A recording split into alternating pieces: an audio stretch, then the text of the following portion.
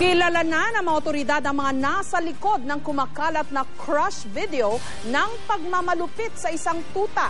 Ang mga suspect ang mag-asawang Pilipino na naaresto na noon dahil sa mga kaparehong video ng pagmamaltrato sa mga hayop. Nakatutok si Victoria Tulad.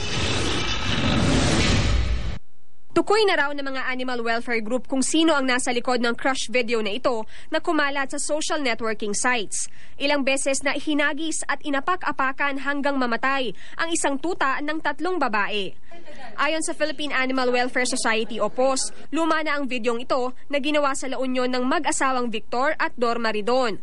Sila rin ang kinasuhan noong 2011 para sa crush videos kung saan pinapatay ang iba't ibang hayop gaya ng aso at kuneho. What we did was consulted with our colleagues sa PETA. Last night, they were able to verify it was part of the old video. We want to state unequivocally that this is animal cruelty. Ang Bureau of Animal Industry nakikipag-ugnayan na raw sa National Bureau of Investigation at sa iba't ibang non-government organizations para mapanagot ang mga gumawa ng crush video. Karaniwang ibinebenta raw sa internet ang mga ito sa mga parokyanong dayuhan mula Amerika at Europa. Fetish yan, it's some sort of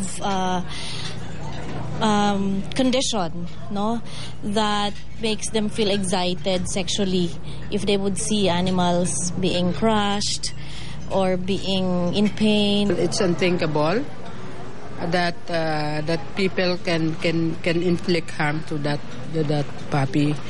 Ayon sa POS, dinidinig pa rin ang kaso ng mag-asawang Ridon.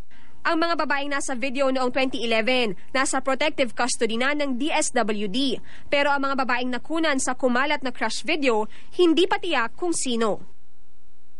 Sa ilalim ng Animal Welfare Act, ang mapatutunayang nasa likod ng crush videos ay maaaring makulong mula 6 na buwan hanggang 2 taon. Pwede rin silang pagmultahin ng 1,000 piso hanggang 5,000 piso. Pero sa oras daw na mapirmahan ni Pangulong Noynoy Aquino ang Amended Republic Act sa October 10, pwedeng tumaas ang multa mula 100,000 pesos hanggang 200,000 pesos. Maaari ring makulong mula 1 hanggang 2 taon.